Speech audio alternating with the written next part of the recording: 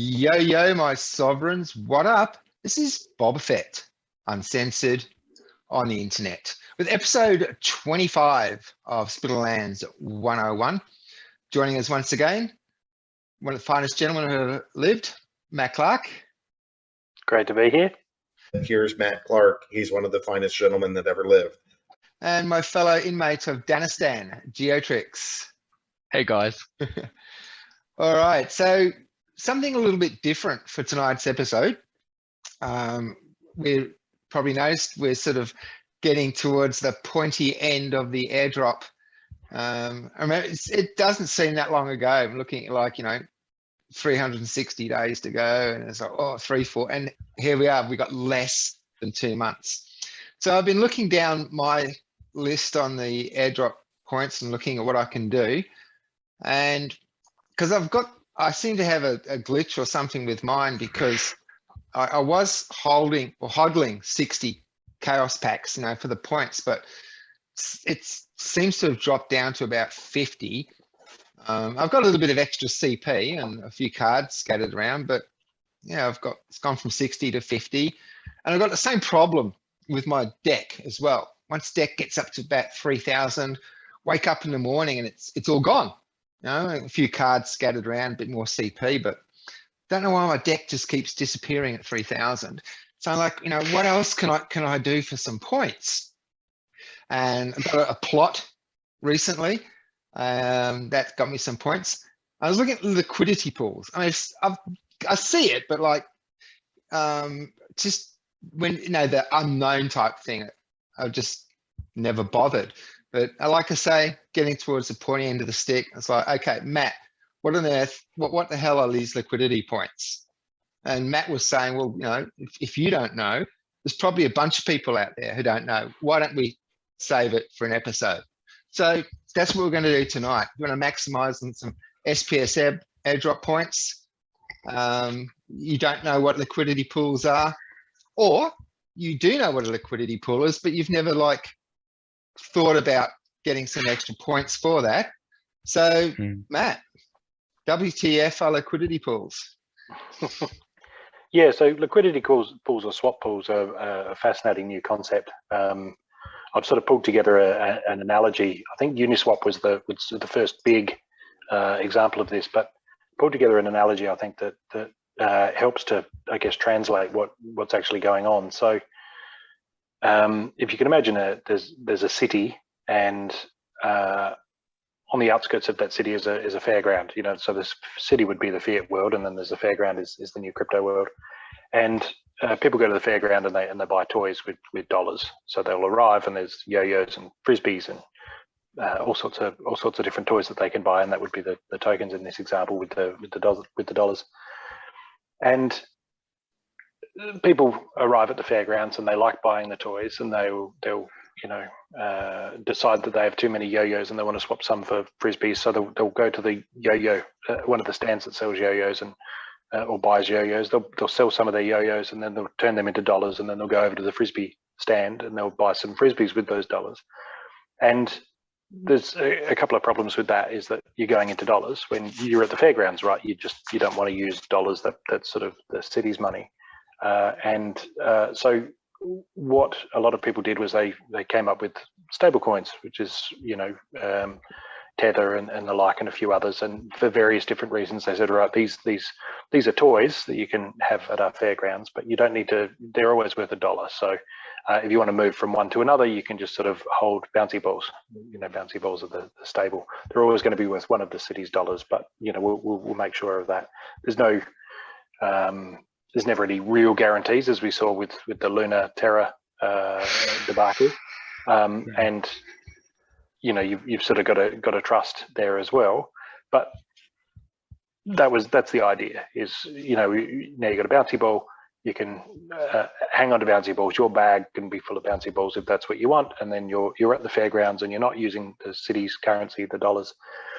But I guess the issue with that is that you're still denominating all of your trades in the dollar. You're still, you're saying, I've got these many yo-yos and I want to swap to frisbees. You need to convert into dollars in your mind to work out how many frisbees you can get for your yo-yos. and then you still need to swap from, you need to sell sell yo-yos, buy frisbees via the intermediary of these of something, So earlier today, I sold some vouchers, but I turned them into swap.hive, which then I turned into dark energy crystals, which then I used to, so there's that multi-stage process, and in that case, swap.hive was the native currency. That would be the one that I'm using, and I then need to denominate things in that to work out. And so swap pools are a very different concept, in that if you can imagine, in the middle of the fairground there's a big vending machine with massive big hoppers, big open hoppers, all clear, transparent and automated. There's nobody there, and on one side you have a whole lot of yo-yos, and on the other side you have a lot of frisbees. And you walk over to the machine, and there's a pull drawer on the side, and you put yo-yos on the yo-yo side, and you close the drawer, and it'll weigh the yo-yos that you've put in there, and it'll give you a little display saying, okay, if you pull the lever and execute this, otherwise you can just open it again and take your yo-yos away. You're basically saying, here, weigh these. You haven't committed anything yet, but you say, weigh these and tell me how many frisbees I'll get for these yo-yos. And so the machine will have a look at it, and the machine wants the trade to happen because it makes a normally 0.3% take, or a skim of the transaction. Yeah, so it'll offer you as many frisbees for your yo-yos as it thinks it can get away with, and still want to do the trade. So you load them up, and then you look at it and say, okay, here's my yo-yos that I'm willing to swap for frisbees. How many frisbees will I get for it? And you're not actually dealing with dollars at all. You're not dealing with stable coins. All you're doing is you're saying, here's what I have, here's what I want. How much is the machine that has both of them going to give me in exchange for that?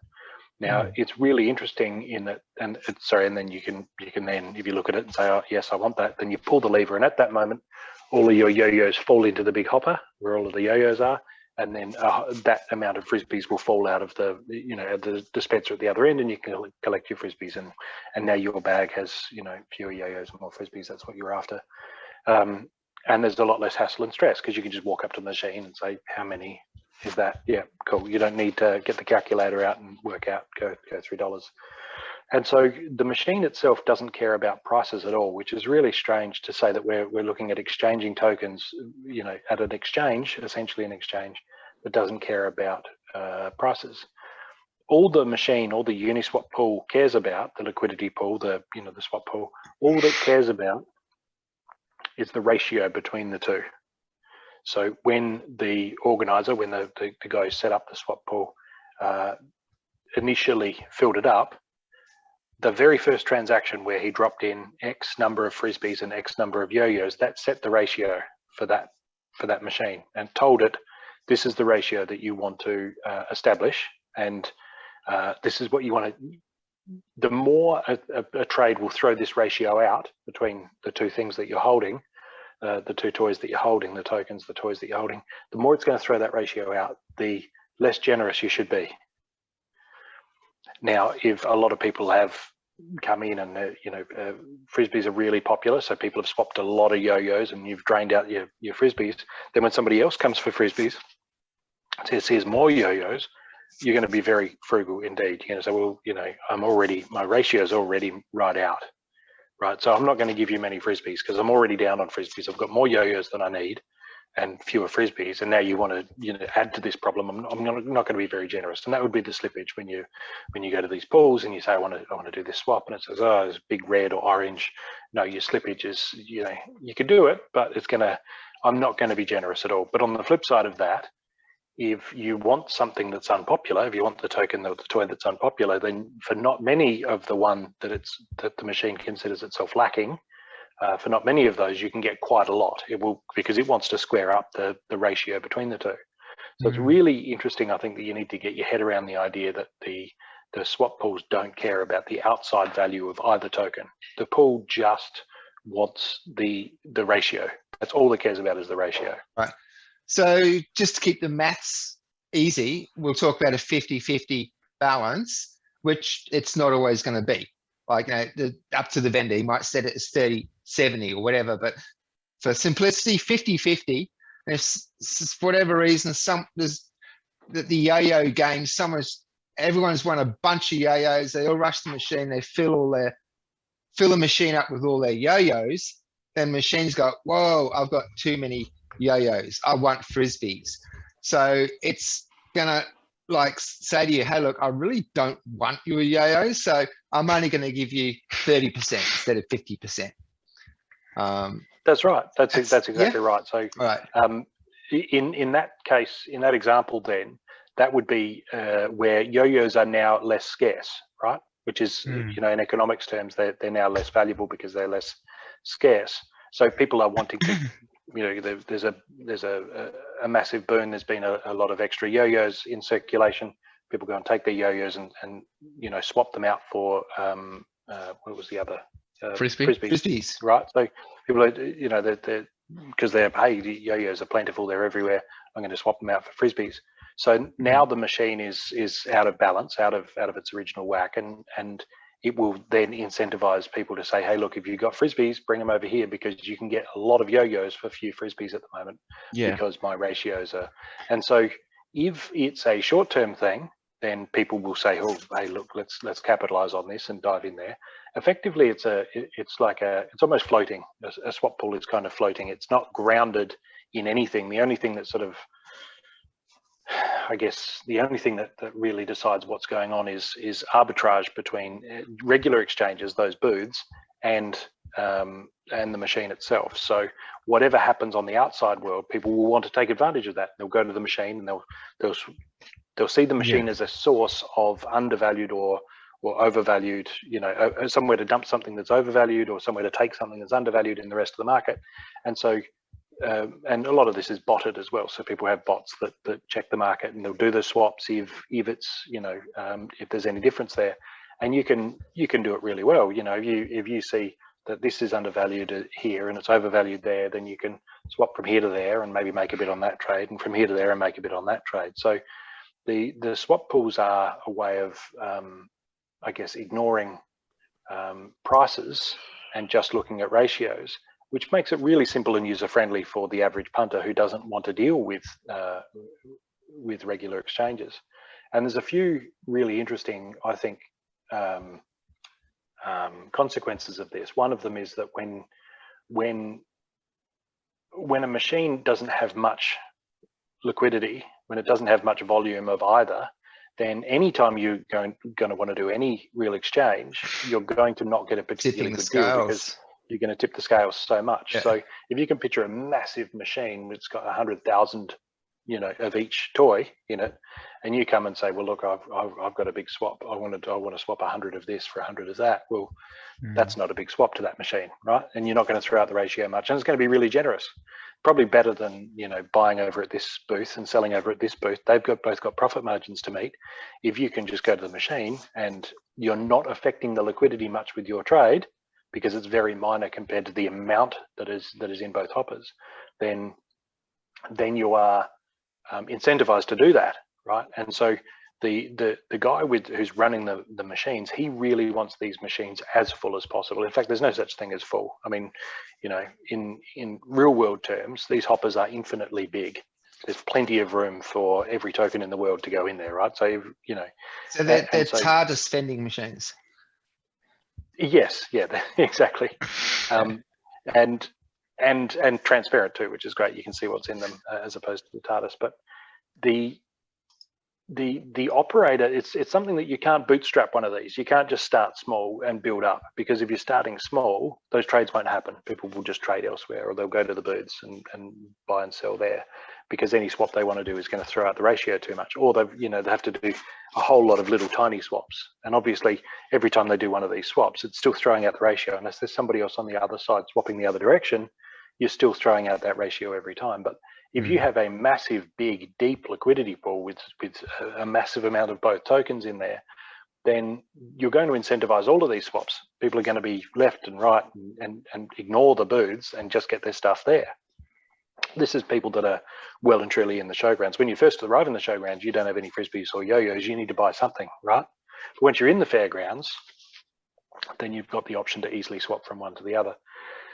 So one of the consequences is that these liquidity pool operators, they want to have, the guys who are running the vending machine, they want to have as much liquidity as possible. So they will incentivize things. So when we had the dark energy crystal Ethereum liquidity pool, when the land sale was out, and the original land sale was out about 18 months ago, we had a dark energy crystal Ethereum swap pool, and we were incentivized then with raffle tickets to say, hey, the more you put up your dark energy crystals in Ethereum, the more you add them to our liquidity pool, the more raffle tickets you'll get for assets. And I'm sitting on a fat stack of totems because of that, as well as quite a few extra land plots, because I went. So the totems were the prize in the raffles. In the raffle, and you got your raffle tickets from providing liquidity. So the idea is, if you use the example of a path, a well-worn path gets traveled more often and then gets more well-worn, right? So you can't say, well, I'm just going to make a path here and hey, everybody use this path. If there's another path over here that's harder, firmer, fewer bandits and villains, and there's less problems over here, people are going to take that path.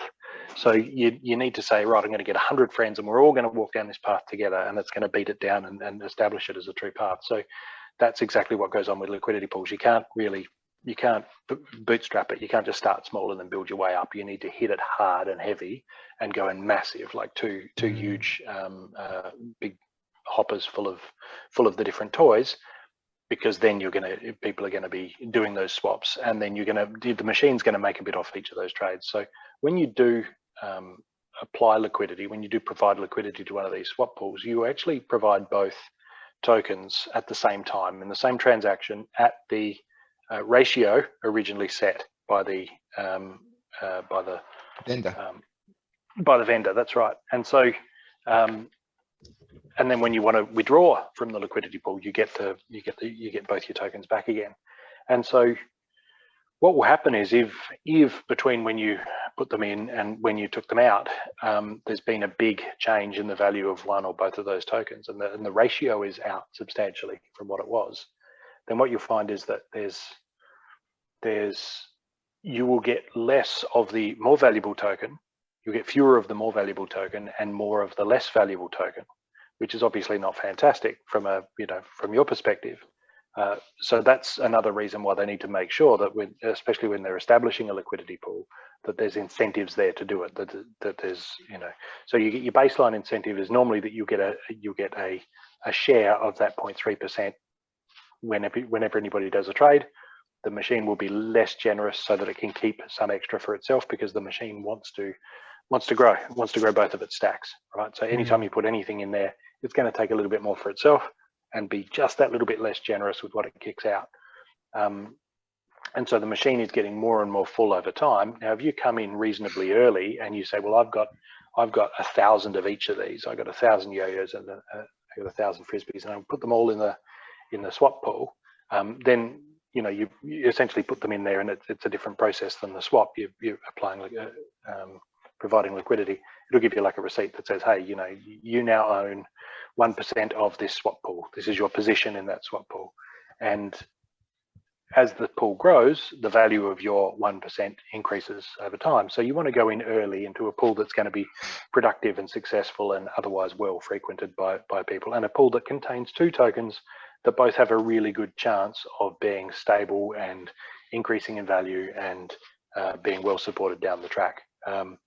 And so that's the fact that when you pull tokens out, when you withdraw your liquidity, you'll get fewer of the more valuable token and more of the less valuable. That is what we call impermanent loss, which is not a fantastic name for it, but it's just the one that we ended up with. So when somebody asks what's impermanent loss, that's what it is. That's the difference between the ratio in what you applied and what you got back when you pulled them out. So if you were going to do that, if you were going to take out the least valuable commodity, the only reason you would do that really would be if you were some reason expecting that to moon in the near future. No, so you can't just take out the least valuable. You take them both out at the same time. So you go to the machine and say, a balance of them. Yeah. So exactly. So when you withdraw liquidity, you withdraw both tokens at the same time, and when you supply liquidity, you supply both tokens at the same time. So it's completely different to swapping. Swapping is swapping is like being a customer, right? So you arrive and you say, I got these and I want to swap for these, and then you walk away.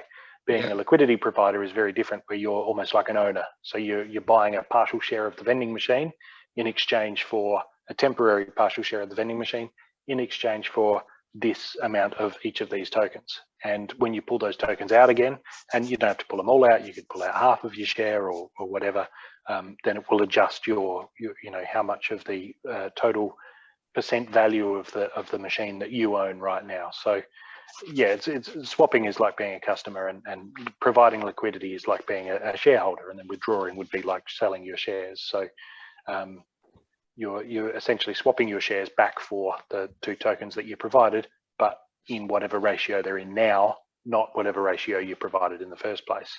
Right. And so it's in a way it's kind of scary, because if you go to a swap into a swap pool that has 2 tokens and one of them moons, then when you go to withdraw, you're going to find that you've got a whole lot more of the one that didn't moon.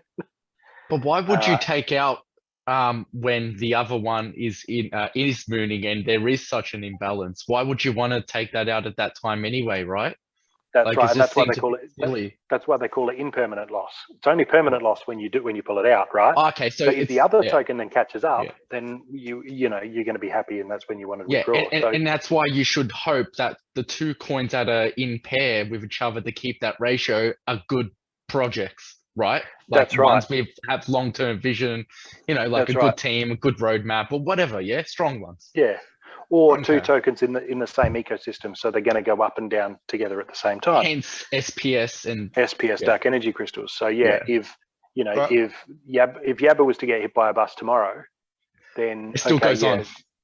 Yeah, it still goes on, but if there's a shock to the price, it's going to be a shock to the SPS and the dark energy crystal price. But and so either way, whether you're in a liquidity pool or not, if you were holding those tokens without them being in the pool, then they'd have both gone down together anyway. So it doesn't really matter whether you're in a pool or not, except that if you're holding them outside of the pool, you don't get the incentives like the SPS airdrop points. All right, so just to bring some visual into that, just going to jump over here to Tribal Decks and just look at some of the options. So one of them is Swap Hive. Okay, we want points so for our airdrop. So we're looking at deck and SPS. So if you want to get some points and you're looking at the deck SPS ratio, like they're both in the same project. So if one goes up, the other should go up with it. Just referring back to my earlier question. So if I wanted to get on board with this, and I would have to put in a predetermined ratio of deck to SPS. Well, can you click on it? I mean, if you're logged in, can you click on it?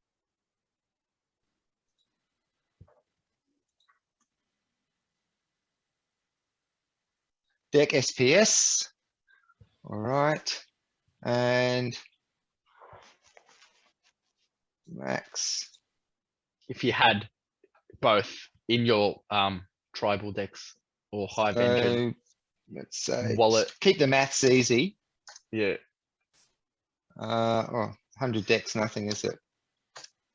A million. Right, so if I was putting in 10,000 deck, I would also have to put in 125 SPS.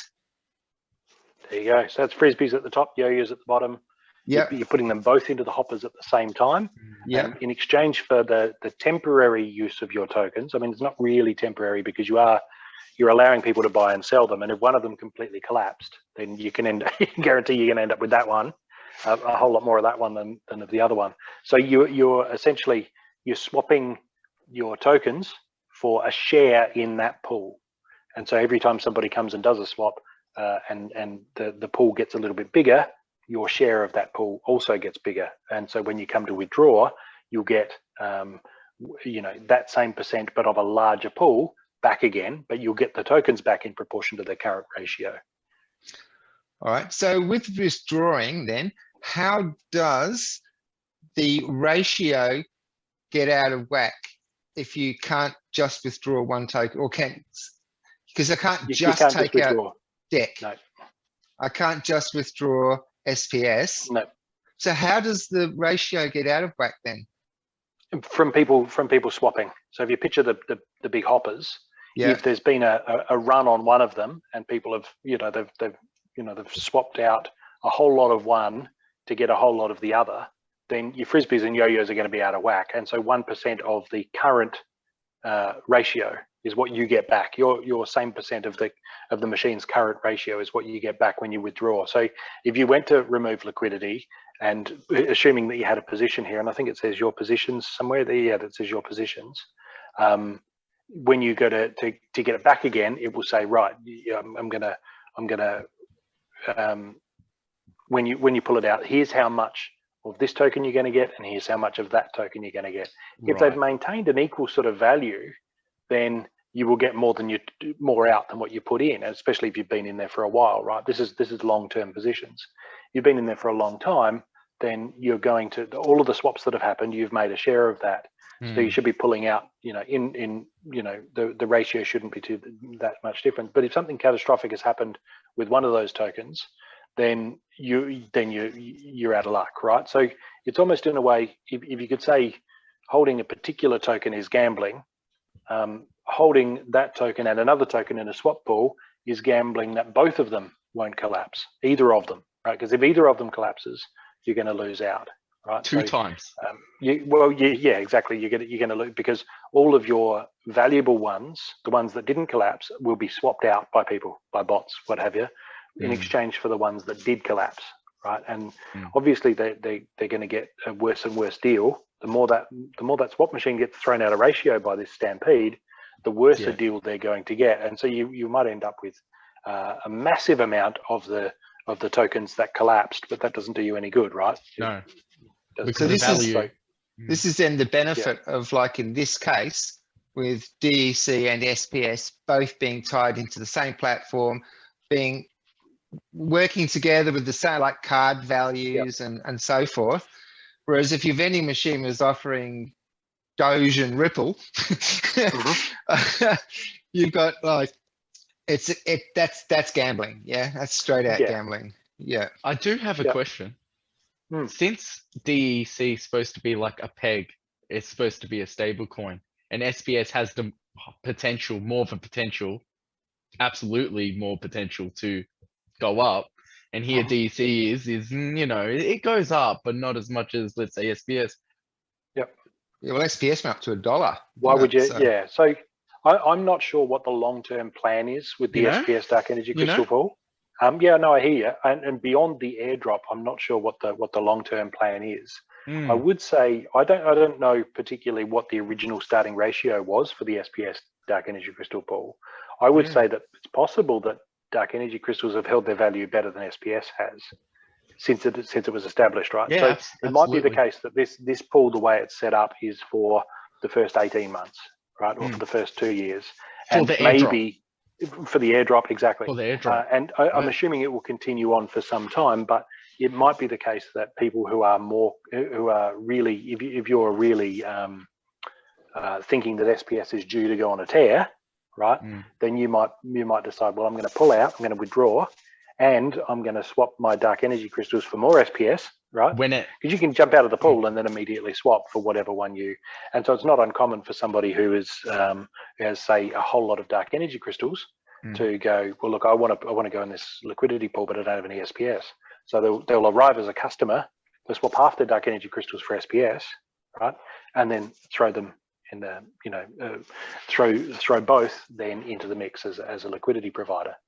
Unless they start playing the game, in which case they're never going to be able to hold dark energy crystals. They'll just keep disappearing overnight. Every time they get to 3,000. Yeah. And so that's why you get double airdrop points, is because you're not just ponying up your dark energy crystals. No.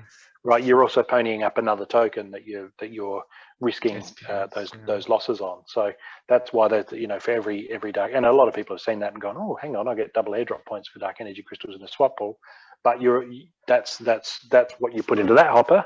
But you also need to put into that hopper as well, and there's no set reward for that. So that's why you get the Two double times. the dark energy crystals. Yeah. Mm. So that's, I guess, a general overview in how swap pools are set up.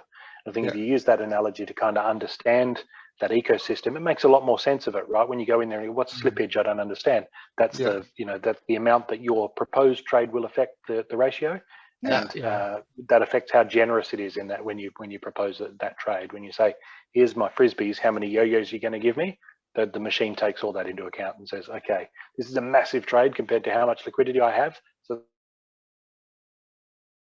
it's going to cost you a huge it's the other way around, and it's only a small amount compared to total liquidity. So it is something that projects, if I'm looking at a new project, I will look for a swap pool. Do they have a swap pool? Do they have a swap pool with a token that is very well respected, and, you know, BNB, Ethereum? Do they have pools? Because if you've got a crap token, if you've got a shit coin, right, and you've got a vending machine, people are just going to take your shit coin and dump it, and they're going to take as much Ethereum out of there as possible. So if your swap pool, if I look at your swap pool, if I could walk into the fairgrounds and go, oh, there's a big vending machine over here, it's full of pogo sticks. And on the other side of yo-yos, well, I know yo-yos have value, right? They're very well understood to be valuable. Well, look at that pool, it's right there. And people haven't swapped their yo-yos, they haven't swapped their pogo sticks for yo-yos, therefore they must be valuable. So that's the minimum product, that's the minimum, I guess, that I'll look for in a new token, is to say, are the founders, are the OGs, are they putting up something of value, of known value? Are they putting their yo-yos into this machine? And they're, I guess, risking their yo-yos that we all know to be valuable in exchange for, you know, to put up this machine that will swap them out for pogo sticks. Because if I can see that and it's lasted, then I know that the pogo sticks have value, right? Yeah. If they didn't, they'd be you know, be a massive machine overflowing with pogo sticks, and there'd be no more yo-yos in it. And also, just from a point, like from someone watching this, like, you know, we're just trying to help you understand, like, the mechanics of what is, rather than the how is. Before you actually jump in board and do this, obviously do your own research. Remember, this video is for entertainment purposes. Like I say, this is just the ramblings of three excited gamers. Do not take it as financial advice. Do your own research always on this kind of thing. And in Splinterlands, there's like the tokenomics channel that they're always talking about this. At least now you know what questions to ask. If, like, from the point of view, if you don't know anything, like, you don't even know what questions to ask. So at least now, if you're interested and you want to get some points, if you've got an understanding now, and you can sound intelligent when you go in the channel and ask a question. So yeah, hope that helps. All right, so yeah, I think that's a pretty good summary with job done there.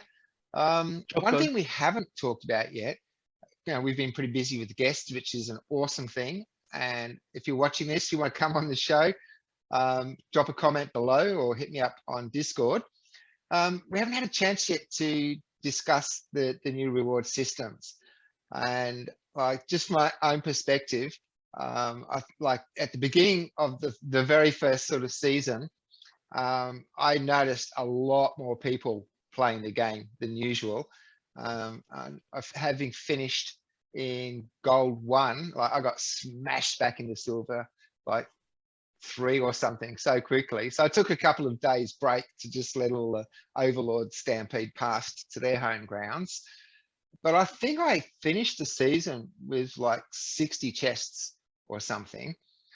And just as an experiment, I Geo delegated me a couple of cards, and I didn't play in diamond, but I finished in diamond.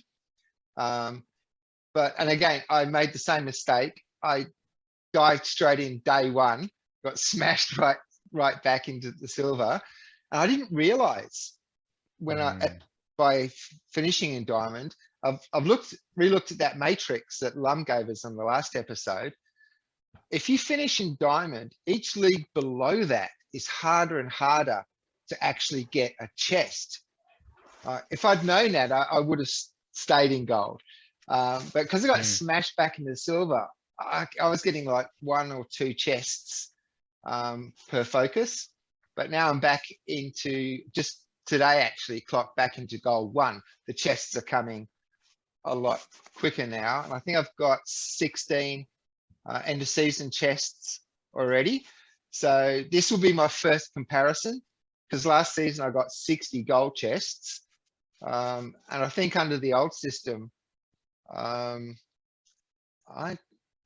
don't actually know how many end of season chests I got, but it was nowhere near 60. So I did really well for end of season chests. And so I'm really looking forward to the end of this season now, so I can actually compare the diamond chests with the gold chests. Yeah, well, can you get to 30 then? Maybe make that your goal of 30, get half as many as what you had last season, and you know, if they're twice as good, then great. Yeah, Well, we got 9 days, 9 days, 10 days 7 to go. Yeah. 7 days, 1 hour. Jeez, wow. So we're halfway 7 days, there, 1 but hour. you're more than halfway to 30. Yeah, so. I think I should be able to hit 30 then. Yeah. But it's, yeah, I didn't realize it's so hard to get a chest in silver if you finished in diamond.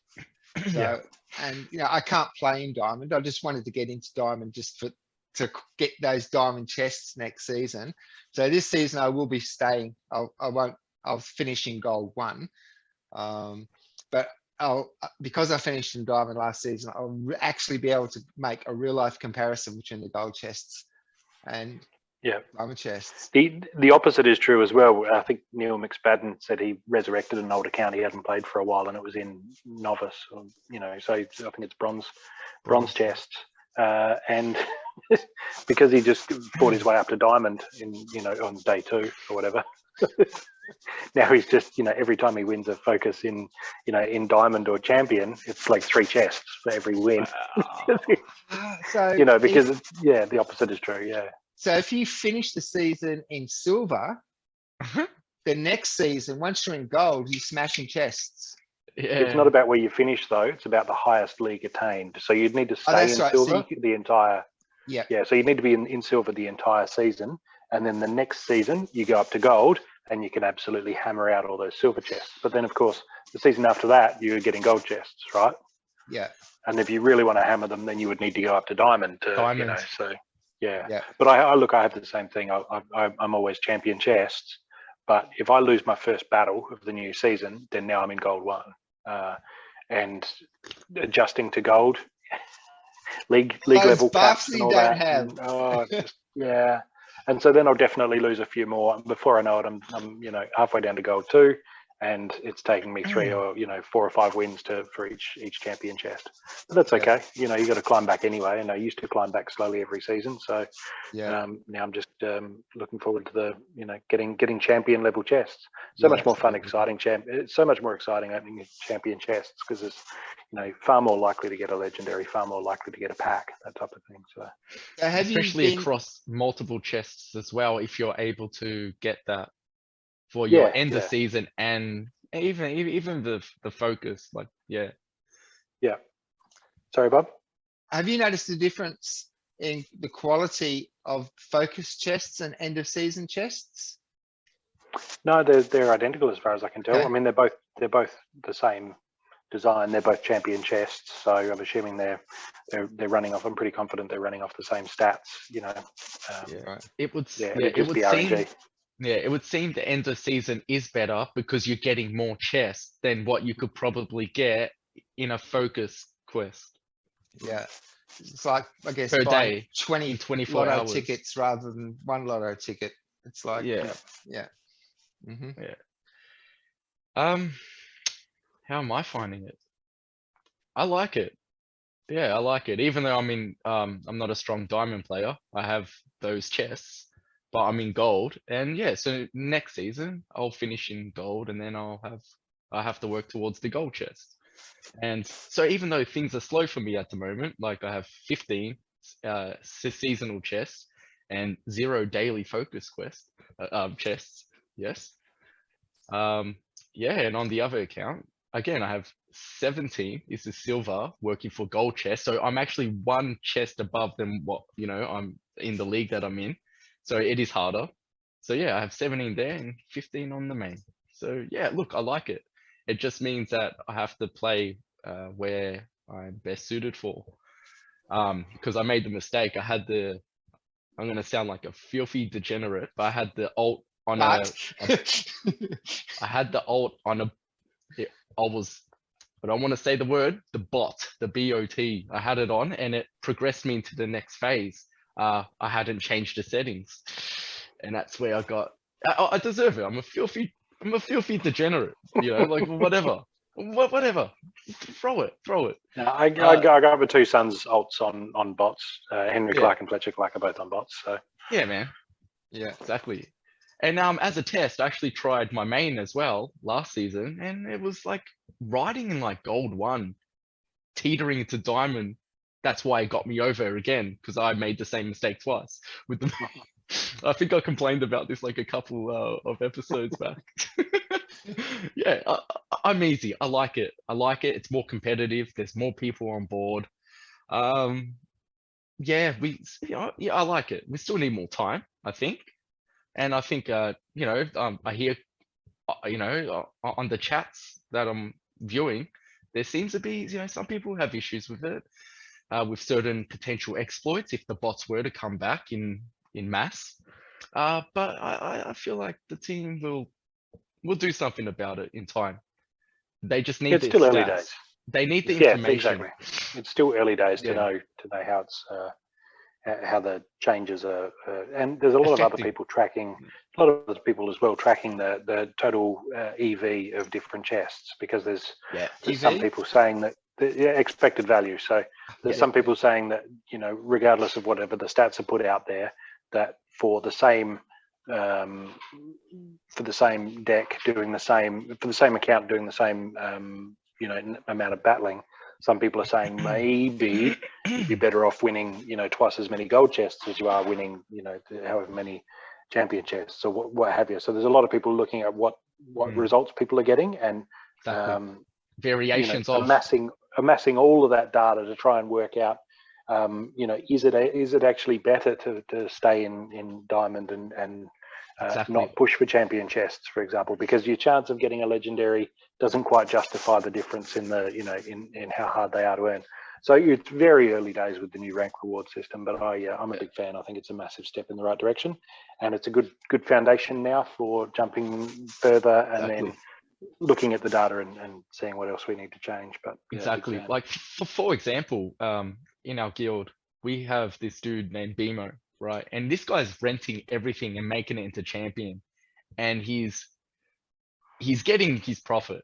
Like, let's just put it like that. He's smashing it, and good on him. Like, good on the ones who are willing to rent all the cards that they need, for their for the quest, and all that, and smash that out for 24 hours and whatever else.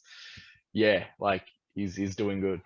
That's all I have to say. Like, renters, the potential is there for them to get into champion with how cheap rent is now. So there's no excuse. Right now, there's no real excuse. If you want to go to champion, you really can. Like, yeah, it's just I don't, I'm not a renter. Like, maybe I'll rent one card here or there, but I prefer to play with the cards that I have. I don't know. I'm a bit stubborn like that. But yeah, I'm saying, to be honest. yeah, straight up. Like, yeah, but no, it's awesome. I really do like it. Yeah, I'm definitely in, I guess, what you call the experimental phase with the quality versus quantity decision on a season by season. And because gold is, with the deck that I've got at the moment, gold is where I'm best at playing. So I am a little tempted now. It's too late because I'm already in gold. So maybe next season to maybe cap my CP to finish in silver, and then play in gold just for a buttload of chests. Because at the moment I'm going to be getting diamond chests this season, but it's a hard slog to get back up, especially when you get smashed into silver, to get back to gold. Yeah. So the reverse of that, finishing in silver and then playing in gold, getting a buttload of chests, I want to try that as well. Yeah, for sure. Absolutely. But my choice. And that's part of the game, right? Yep. That's how we play this is also part of the broader game. Just like whether you rent or buy or whatever you do, that's all part of the meta game, including writing articles, doing posts like this, right? Doing doing video chats like this, as we do, where you take your upvotes and then you buy cards with that, and then you rent them out, or there's so many different ways to play this game rather than just that beyond just clicking battle and choosing your summoner and your units. So That's it. yeah, I love it. Yeah. So no, yeah, go. I shared a battle in chat. Did you want to bring that up and we'll have a look, Bob? Alrighty. Yeah, and as while Bob does that, last before the reward changes, I was playing in D1, D3, around there, and I was actually doing all right. But now I don't know, just like it, because before you have to only win 5, right, and that's it. But now I have to win consistently, and yeah, that's not my strong suit in that league. So yeah, I had to find a new love for gold and silver with the ult, and it's actually quite fun, man. Like, I shit you not, like it gets pretty interesting when you are capped as well. Yeah. When you are limited, you have it's awesome because each league has different strategies that work better with different cards, and it's like, yeah, so something that makes sense in gold or silver does not make sense in champion, or diamond. Yeah. Same thing, right? And I really noticed that in the Cool. brawls. It's really cool. Because at the moment we're playing in tier 1 and I get the alpha beta fray because I've got the most AB cards. But at tier 1, it's novice. So none of my cards got any of the buffs. But Bear's been talking about moving into tier 2, which is bronze. And so I've been doing really, like this season, I think I got 4 of 6 from the last, and the brawl before that, I got 6 of 6. That's without any buffs. So if we do go tier 2, and then I get, okay, it won't be all of the buffs, but I have some buffs. So I'm really like looking forward to see. It's just like growing an extra limb. It's like, now I can do this and do this. Yeah. But it's also the opposite when you are used to all these buffs and now you got to change everything and you're in a whole nother league, and it's like with brawl, shit's different, man. Like the same shit you were doing there doesn't stick here. Yeah. Because when I'm battling, I've got my A and B cards with all their buffs on them. But then when I go into a brawl, it's like, I don't have this, don't have that, don't have this. It's the number of times I've seen Melee Mayhem and I've picked my lineup and I got my Serpentine Soldier at the front, and I see their Exploding Dwarf somewhere in the middle of their lineup. I'm like, this is great. And I see the Exploding Dwarf, he hits my Serpentine Soldier, and I'm like, and then Thorns doesn't happen because Serpentine Soldier doesn't have Thorns in gold. He only has it in diamond. And I'm like, yeah. So yeah, I absolutely hear you, because the Thorns on Serpentine Soldier have done, my Thorns on him have done more damage than half of my other cards combined, and then I go to reach for it and it's not there in gold. So yeah, 100%. Yeah, got to rethink everything. The one that always gets me the healing. I've put someone somewhere for the healing, and then he hasn't got the healing. Yeah. All right, so let's have a look at this game that Matt wants to. Yes. Look at. Alrighty, so what are we looking at? Well, it's all there. It's Earthquake and it's a true shot, I think. So everything hits all the time. Melee and ranged, isn't it? Or yeah, magic as well. But I mean, everything hits. Just melee and ranged. Okay, I think that was written before magic had the possibility of getting dodged. But that always hits, right?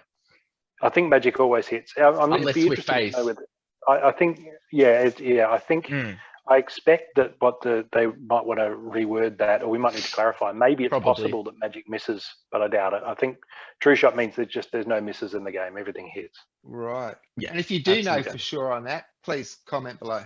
Yeah, good call. Yeah. If anyone's got an example of a match in this true, I think it's true shot that where somebody's missed with magic, that would be really interesting to know. I assume that you can't, but on that, another call out, under the new reward system, has anyone had a no neutrals quest? Just wondering if that's been dropped. I don't have that, Bob. Yeah. It has been dropped? Yeah, Okay. I've not seen him. I haven't had one. No. Say. So we got some predictions. Gio, you want to start? Oh, well, I was just so zoned in on the conversation. Shit, where am I? I think you're gonna win. Why? That's all. Why? Wouldn't you like to know? No. Would, I'd love to. I got no clue. I mean, you got And Hill so on many the. cards here I've never seen before too, man. Okay, so the guy at the front has demoralize. Headwinds does nothing. Weaken magic, dude, awesome. -1, but he's got +1 from his summoner, +1 speed. Oh, maybe you're gonna lose. Yeah, well, they're definitely yeah. the two possibilities. Yeah. Don't go out on What limb here. are the Maybe I'll two? win or maybe I'll lose. 50-50, yeah. Yeah, look, I don't know, man. I don't know. Bob, why don't you give it a crack? Just Tidebiter, is he new as well? Absolutely. Yeah. Yeah, and he can't take reflected or blast damage. So my whatever the guy is in the middle there, I can't remember his name. Your Alf, This Yeah, guy? him. High yeah, Priest Darius.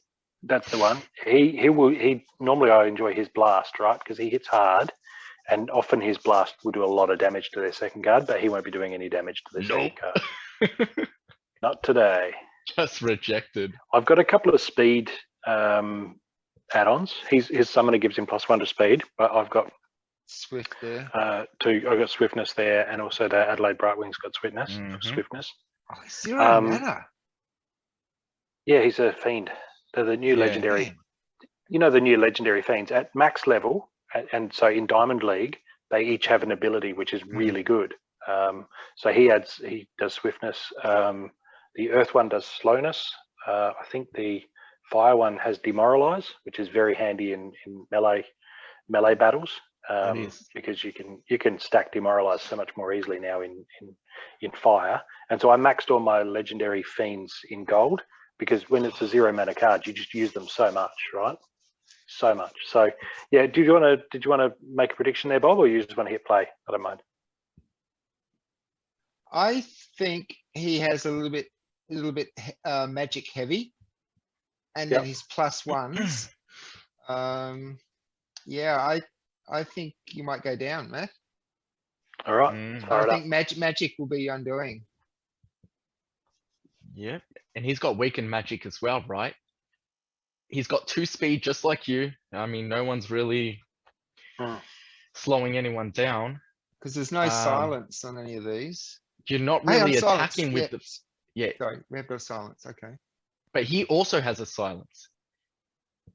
He's got demoralize as well, which does really nothing. Oh, besides pony in the back, which For the isn't unicorn, attacking, yeah. right? Which isn't. But Yeah, the unicorn's which isn't attacking. unicorn's there to survive the earthquake. That was That's that right. was the reasoning behind it, right? So Yeah. theoretically, he could just sit there and survive the earthquake. But yeah, And we've got some opportunity up here as well. You know what? This dude's He's probably got- gonna go first and get resurrected. well, He's got- he'll have armor. Yeah. But it's not weak magic, so if he get, 5, yeah, we get a second life, unless someone takes him first. Because this 4 You might have go Divine before that Shield. 4. You got 2 revives actually as I well. got 2 So- resurrects. Yeah, Oh, 2 resurrects, yeah. 2 resurrects. that's more handy in Um, Noxious Fumes than earthquake, though. Yeah. Noxious it is. Fumes resurrect is insane because they resurrect without poison, right? Right. So you're just Right. cleansing them, and that's the only, as far as I'm aware, it's the only way you can cleanse somebody on the back row, Mm, right? Is resurrect them. So yeah. And Adelaide's your you've only got- flyer, and he's got no fly. How about we just play it? Yeah. I think we've been guessing for far too long. well, Gio said he thinks I'm going to lose. Well, he covered both, he's got flipped the coin both sides. But you do have heal and he doesn't. So I'm wondering if that really is the thing that's gonna keep you in. You know? That's gonna really do something. Oh. I didn't don't see know. him going first. I did not see him going first. Now, is he still going to get Earthquake because he's been resurrected? Yeah, Yeah. Earthquake hits every time, Oh, yeah, regardless. It's not like poison. Unless you're flying. All right. Another one. Wow. It's good if you compare your resurrects with heal as well, so that they, because you get resurrected with one health, it's not going to last very long. But if you've got some healers that trigger straight after the resurrect, and you can use it, then great. But Which didn't happen that's in not this the case case. here. Yeah. No. So it wouldn't be any I guess surprise at this point to discover that I lost this match. I effectively just got wrecked.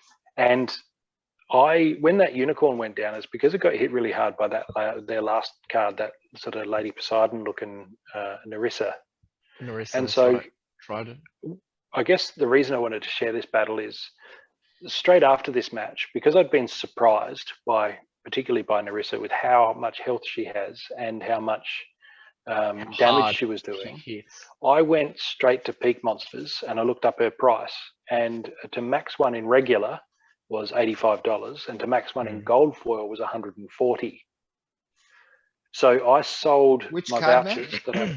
Narissa, she's the last one there. Narissa. Tridor. Yeah, that's the one. And so she was 85 at regular foil or 140 at gold foil, and this is an epic card. So I sold some vouchers. I sold 150 vouchers, and then I had some Dark Energy crystals on hand. I went to Peak Monsters, and I went to Hive Engine Tribal Decks, sold the vouchers for Swap.Hive, sold the Swap.Hive for Dark Energy crystals, imported the Dark Energy crystals into the game, went to Peak Monsters, clicked the bulk button to select 11 cheapest gold foil cards, and maxed it. Bought them all, combined it, maxed them, and used her in battle all within about 5 minutes, right? And I will have that card now forever. Gio, tell Matt what he should have done. Did you use Monster Market? No, I used Peak Monsters. Yeah. Gio came over on payday. I got my Tarsa up to level 5. Yep. And I'm lucky, like he was there, because I went just on Splinterlands. And I said, no, Bob, Monster Market. Because I just keep forgetting. I mean, I've known about it for a while. I got a buttload of deck back from because I spent like 50 US just on Tarsas alone. And and then today or yesterday, I can't remember, I bought a 0 mana fire card. And again, I just went straight to Splinterlands, and it's like, forgot Monster Market again. I do have a theory though. If you have big money, because Peak Monsters does also give you an incentive to use their platform by, if you spend like $10, $20 or some shit, you get like a particular amount of tokens back. Oh, do you? Now, yeah, you do. But if you're you have there's a minimum. But see, on Monster Market, if you're just like, if you're cheap like us, Bob, little small purchases also give you the return in DEC. Yeah. So for me, it's better to use Monster Market than it is Peak Monsters, which requires a higher minimum to get back a token. Now, what tokens do you get back on Peak Monsters? Because PKM.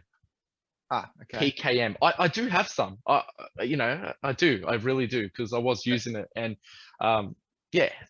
But I reckon Monster Market is better for the cheaper play. I think as long as there's competition in that space, and there'll be more markets open up, I imagine. Hell yeah. At some point. I've got 3,700 PKM, which is worth about $42 US. So that was the original drop, and then subsequent payments since for various different bits and pieces that I've bought. For purchases. So I go through. My account tier is 9. I'm a loaded Magi. Absolutely. And my volume 1 year rolling is just under 15 grand. So of purchases through there. Yeah. But I mean, a lot of that is taking rental returns and then buying and back the in. like. So I guess I got a long-term relationship with Peak Monsters, and I'm Yeah. Yeah, no, I I'm a didn't even stubborn know old that fool. there was a return on Peak Monsters, so that was totally my Yeah, bad as man. well. yeah. So they've got. Speaking Sorry, of go on. rental returns, I jumped onto Peak Monsters today because usually 2-3 days into the new season, I've got to adjust all my rental prices because they're all jacked up for end of season, but they're still holding. End of season rental price, I didn't have to adjust any of my cards. Well, So this early into the season, I'm still getting the Yeah. same It's pretty rental that I was consistent. getting at end of last season. yeah, Yeah. right. Yeah, so on Peak Monsters, I'm only a level 5 as Mayor's Apprentice. And for that, you only need like, I think like $1,000 or something to spend all up. And yeah, 182 PKM. I mean, if it does well, but yeah, I find that for me, for a minimum, it's better to use Peak Monster Market. Monster Market, yeah. I haven't looked at Monster Market, so I don't. But I like that there's competition in this space. Same. It's good for all of us, right? So, Same. yeah. No, look,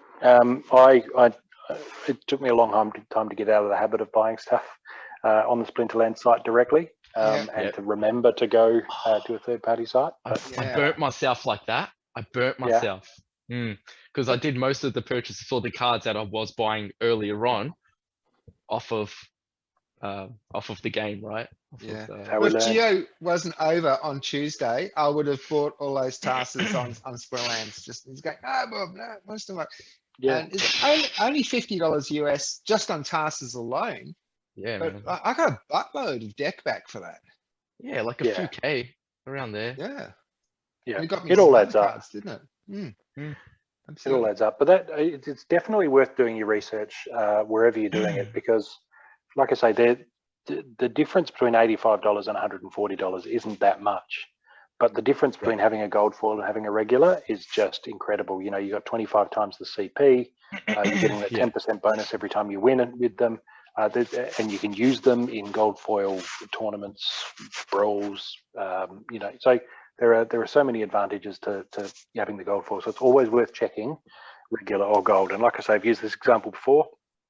Failed summoner, I checked on Peak Monsters back in the day when I saw him and liked him and wanted to max him. $9. It was $23 for a regular foil and $9 for gold foil, because the gold foil price was so depressed at the time, and you need so fewer of them to put, to get them together. And I thought, well, I'm really glad I checked, and so I check every time, and that was a no-brainer. But the fact is, this is what I'm saying with the different ways of playing this game. The idea that I enjoyed losing that battle because I didn't expect it. I didn't realize how hard she was going to hit when she's got a +1 to magic from her summoner, which I've, in water, I've got Alric that I use a lot. And so I saw it and I went, I want her. I did some investigation real quick, like 3 or 4 clicks, sold some stuff, moved some stuff, bought her, played with her. Like that quick. And that's so many different ways that you can play this game. And that's definitely one of them, is to dive on opportunities like that. I love it. And with my Tarsa, because up until now, I've been restricted to my level 3 Malric, and which is why I'd started from scratch with Tarsas, got her up to level 5 because way cheaper than trying to just level up a Malric. And I've got all these additional buffs on fire that I didn't even realize that I had on those cards because I was capped at 3 and I'm now at 5. Yeah. It's so worth it. It's so worth it. Yep. And that's another thing, right? About the gold foil. Absolutely. If it's within your means and you got that extra cash lying around, it's always better to get gold foil. Yeah. But where I'm at, I'd rather the same functionality for the card to win battles than having that extra price tag that could be spent on another card, regular foil, that can have like that extra edge, that extra max level for that league, for that. That's the way I absolutely. see it. And that's how I considered things for the first couple of years. But now I look back and I think, how many times have I used my Lyanna Natura, my max alpha Lyanna Natura summoner? Now, when I bought her, I could have easily spent twice as much and maxed her in gold instead. But I was like, why would I spend twice as much? But now I look at it and I think, I've battled with her 20,000 times. If I've won half of those, that's 10,000 times. So 10,000 times, I could have made an extra 10% of my, of my earnings for the match. Now, in future, it won't just be dark energy crystals, and it won't just be reward points towards chests, daily and season chests. It's also going to be SPS rewards for that 10% bump in ranked play, right? Right. And you think if the number of times that you pick that card, if it's going to be a card that you're going to play a lot, and you're looking at 85 or 140, you get what I'm saying, right? It's always going to be a balancing act. So particularly for a card like an Epic that has a whole lot of collection power as well. True. If I decide I want to put her up for rent and somebody wants to rent for collection power, then they're going to want the gold foil over the regular, right? Because it's a massive increase. So there's that as well. So I get what you're saying. Right. And if it's triple the price for the gold foil, then I'll generally just go, I'll just get the regular, right? Yeah. But if we're talking like 20, 40 bucks difference. Exactly. It's yeah. So I guess then it's just the take home is check. The take home is always check. Don't just assume, because I thought an Epic to max an Epic in Chaos Legion Gold is going to be at least $300. And when I saw it was 140, I was like, okay. So that's what I'm saying is check, and then you're making an informed decision. Yeah. The last thing I did with that was my Venari Knifer. And it's because now every time I get a gold foil in a chest, I jump straight on the market.